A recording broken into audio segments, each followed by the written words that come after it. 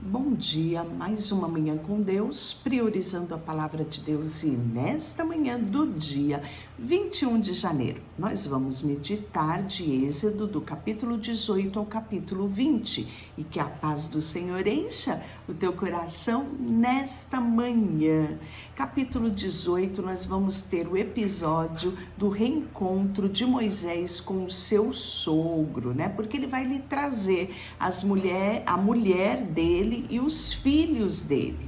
Então, é um momento muito especial para Moisés, porque ele viajou, foi até o Egito, né, com uma missão de resgatar o povo. Deus foi muito específico, né, na missão de Moisés. Então ele sabia que seria um tempo difícil esse momento do resgate. E ele decidiu deixar a esposa e os filhos em segurança com o seu sogro.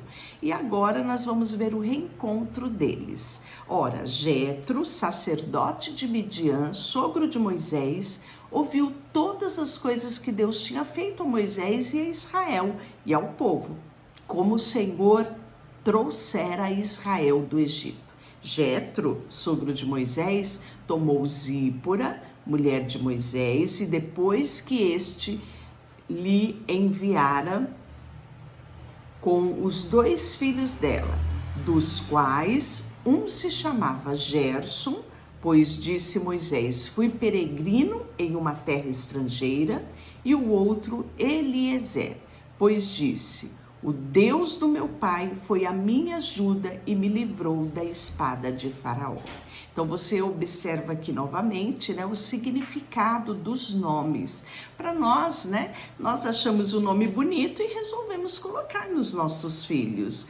Não, lá no povo era diferente. O nome simbolizava um momento especial, uma ocasião ou um momento específico do nascimento daquela criança. Ela tinha um símbolo, né? Algo marcado no seu nome. Então nós vamos ver aqui novamente isso acontecer com os 2 filhos de Moisés. E aí nós vamos ver que veio Jetro, sogro de Moisés, no deserto, onde se achava acampado junto ao monte de Deus, e mandou dizer a Moisés: eu, teu sogro Jetro, venho a ti com a tua mulher e os teus 2 filhos. Então saiu Moisés ao encontro do sogro, inclinou-se e o beijou, indagando perto bem-estar um do outro, e o convidou a entrar na tenda. Então você percebe a relação de respeito, né, de amor que havia entre esses 2 homens, né? O sogro de Moisés e Moisés. Contou Moisés ao seu sogro tudo o que o Senhor havia feito a Faraó, aos egípcios, por amor de Israel, e todo o trabalho que passaram no Egito e como o Senhor os livrava. Alegrou-se Jetro de todo o bem que o Senhor fizera a Israel, levantando a mão dos egípcios, livrando-os da mão dos egípcios, e disse: bendito seja o Senhor que vos livrou da mão dos egípcios e da mão de Faraó. Agora sei que o Senhor é maior que todos os deuses, porque livrou este povo de debaixo da mão dos egípcios, quando agiram arrogantemente contra o povo. Então Jetro, sogro de Moisés, tomou o holocausto, o sacrifício para Deus, e veio Arão e todos os anciãos de Israel para comerem pão com o sogro de Moisés diante de Deus. No dia seguinte, assentou-se Moisés para julgar o povo, e o povo estava em pé diante de Moisés desde a manhã até o pôr do sol. E quem estava olhando tudo isso era Jetro, o sogro de Moisés.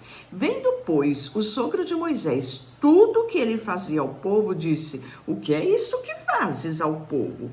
Porque se assenta só e todo o povo está diante de ti desde amanhã até o pôr do sol. Respondeu Moisés ao seu sogro: é porque o povo me vem a mim para consultar a Deus. Quando tem alguma questão, eles vêm a mim, para que eu julgue entre o outro e lhe declare os estatutos de Deus e as suas leis. E o sogro de Moisés, porém, lhe disse: não é bom que isto aconteça. Isto é pesado demais para ti, para tu somente fazer isso. Ouve, pois, as minhas palavras e eu te aconselharei. Que o Senhor, que o teu Deus seja contigo. Apresenta o povo perante a Deus, leva as suas coisas diante de Deus, ensina-nos os estatutos e a lei e faz-lhes saber o caminho em que deve andar e a obra que deve fazer. E procura dentre o povo homens capazes, tementes a Deus, homens de verdade, que aborreçam a avareza, e põe sobre eles por chefes de 1000, chefes de 100, chefes de 50, chefes de 10. Sabe o que Jétro está sugerindo? O primeiro tribunal. Né? O Pequenas Causas, um tribunal aqui para julgar as questões do povo e dizer aquilo que era certo, que deveria ser feito. E que Moisés não deveria fazer isso sozinho, né? E para que julguem todo o povo, toda causa grave, eles trarão a ti. Então, Moisés aqui seria o supremo tribunal, né? As coisas que os outros não conseguiriam resolver, levariam até ele. Mas toda causa pequena, eles mesmos julgarão. Será assim mais fácil para ti e eles levarão a carga contigo. Se isso fizeres e assim Deus te mandar, poderá então suportar. Assim também todo este povo tornará em paz para o seu lugar. Então seria algo muito mais tranquilo para o povo, porque haveria, né, capitães ali, julgadores de 100, julgadores de 1000, né? E só chegaria até Moisés aquilo que eles não pudessem resolver. Então, Moisés atendeu a palavra do seu sogro e fez tudo quanto lhe dissera, né? Então você vê aqui a mansidão, a humildade de Moisés de considerar aquilo que o seu sogro estava lhe dizendo. E como é importante nós escutarmos pessoas mais experientes, né? E assim olharmos, né? E termos, acima de tudo, um coração ensinável.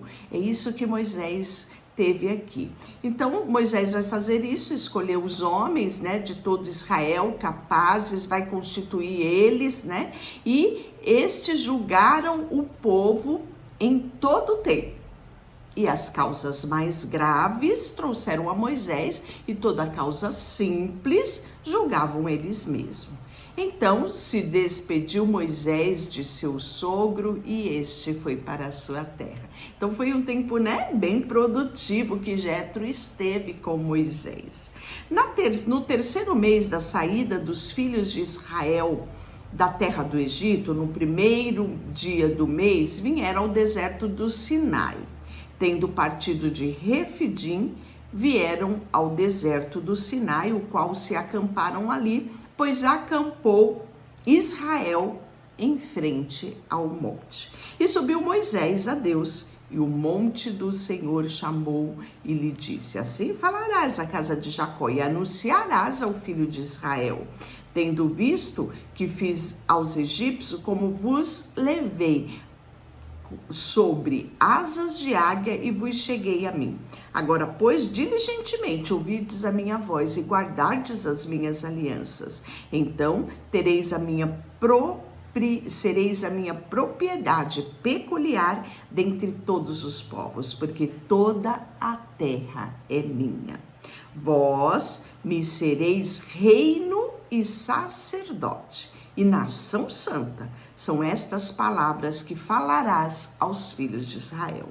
E aí Moisés chamou os anciões, o povo, expôs diante dele todas essas palavras que o Senhor havia lhe ordenado. Então o povo respondeu a uma só voz: tudo o que disseres, faremos nós, né? Então o povo aqui concordou com Moisés de forma unânime. Tudo que o Senhor falou, faremos. E aí Moisés vai falar os detalhes daquilo que Deus disse, né? E aí disse o Senhor a Moisés: eis que virei a ti numa nuvem escura, para que o povo ouça quando eu falar contigo, e para que também creiam sempre em ti, porque Moisés tinha anunciado as palavras do seu povo ao Senhor. E disse também o Senhor a Moisés: vai ao povo, purifica-o hoje e amanhã, lavem ele as suas vestes e estejam prontos, para que no terceiro dia, porque no terceiro dia, à vista de todo o povo, descerá sobre o monte Sinai. Marcarás o redor, o limite ao povo, dizendo: guardai de subir ao monte, nem toqueis no seu limite. Todo aquele que tocar no monte será morto.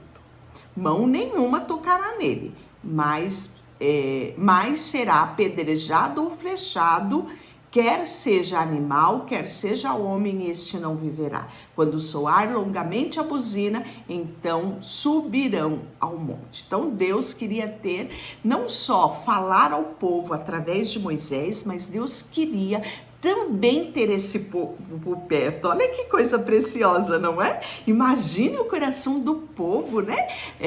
Dizendo: uau, não vamos apenas ouvir através de Moisés, mas vamos ter sim uma experiência nova com o nosso Deus. Mas a coisa não foi bem assim. Preste atenção. E Moisés levou o povo para fora do arraial ao encontro de Deus, está no versículo 17. E puseram em pé ao pé do monte. Todo o monte Sinai fumegava, porque o Senhor descera sobre ele em fogo, e a sua fumaça subiu como fumaça de uma fornalha. E todo o monte tremia grandemente. O clamor da trombeta ia aumentando cada vez mais. Moisés falava e Deus lhe respondia no trovão. Olha só. E aí, descendo o Senhor para o cume do monte Sinai, chamou o Senhor a Moisés para cima do monte. E Moisés subiu. E o Senhor disse a Moisés: desce e adverte o povo que não ultrapasse o limite ao Senhor, para vê-lo, a fim de muitos deles não perecerem. Também os sacerdotes que se chegarem ao Senhor hão de se consagrar, para que o Senhor não os fira. Então disse Moisés ao Senhor: o povo não poderá subir ao monte Sinai, porque tu os advertiste, dizendo: marca o limite ao redor do monte e consagra. Replicou-lhe o Senhor: vai, desce, depois subirás tu e Arão contigo, e os sacerdotes, porém, e o povo não ultrapasse o limite de subir, né?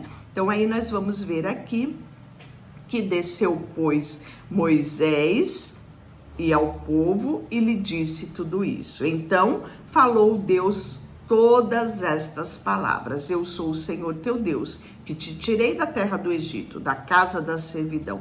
Não terás outro Deus diante de mim. Então aqui nós vamos ver os mandamentos. E os dois primeiros mandamentos, eles são de extrema importância, porque fala do nosso relacionamento e daquilo que consideramos ser Deus sobre a nossa vida. Então o primeiro: não terás outro Deus diante de mim. É simples, não é? Não terás outro Deus diante de mim. O segundo: não farás para ti imagem de escultura, nem semelhante alguma do que há no céu ou embaixo da terra, nem das águas debaixo da terra. Não adorarás, nem lhe darás culto, porque eu sou o Senhor teu Deus, Deus zeloso, que visito a iniquidade dos pais nos filhos até a terceira e quarta geração daqueles que me aborrecem. Não é muito claro isso? Deveria estar muito claro, não só para o povo de Israel, mas para todos os demais povos, não é? Quer ter Deus como Senhor? Elimine os outros deuses. Terás somente a Ele, porque Ele é zeloso. Não adore a outros deuses, não adore a imagem de escultura. Então, toda vez que você reza uma prece diante de uma imagem de escultura, você está infringindo os 10 mandamentos. Porque aqui é muito claro: não adores nem faça culto, orações diante de Deus nenhum, porque eu sou o Senhor teu Deus. E aí ele continua falando aqui dos demais, mandamentos, que todos são tão importantes, Não matarás, não adulterarás, E você tem a relação de todos eles aqui. Todo o povo presenciou os trovões, os relâmpagos, as trombetas, o monte fumegante, e o povo, observando, se estremeceu e ficou de longe. E disseram a Moisés: fala-nos tu por nós te ouviremos, porém não fale Deus conosco, para que não morramos. Olha que triste isso. Porque o povo teve a oportunidade de estar diante de Deus. Seria uma experiência extraordinária ouvir a voz do próprio Deus, ter aquele momento ali com o próprio Deus. Mas por medo, por receio, eles decidiram ouvir somente a Moisés e não mais, estar na presença de Deus. Eu acredito que aqui foi um marco muito importante. Seria a primeira experiência e seria o início de um novo tempo para este povo. Porque o relacionamento com Deus, ele começa assim, aos pouquinhos. À medida que você vai se aproximando de Deus, que você vai experimentando a presença dele, sabe? Como é bom estar na presença de Deus. Ele vai te proporcionando cada vez momentos extraordinários. Sabe por quê? Ele é galardoador daqueles que o buscam. Ou seja, ele nos presenteia sempre com algo mais quando estamos dispostos a estar na presença dele. Então, o povo aqui perdeu uma rica oportunidade de aprofundar o relacionamento ainda mais com Deus. E aí nós vamos ver que aqui inicia as primeiras leis acerca dos altares, Deus vai colocar aqui no finalzinho. E amanhã nós vamos continuar a ver demais leis que Deus vai trazer ao povo. Nós vamos começar aqui a coleção das nossas leis dada por Deus ao povo. E você vai perceber que muitas leis são bases para as nossas atuais leis. Deixa eu orar para você. Senhor, nesta manhã, colocamos diante de Ti o nosso coração, a nossa vida, e queremos sim, Deus, aproveitar cada oportunidade que temos de estar na Tua presença. Declaramos hoje que queremos adorar somente a Ti, que Tu és o nosso Deus, o nosso Senhor, o nosso Salvador, a quem adoramos, a quem reverenciamos. És Tu, Rei sobre todos os reis e Senhor sobre todos os senhores. Por isso colocamos diante de Ti tudo que temos e tudo que somos. Em nome de Jesus, amém. Deus te abençoe.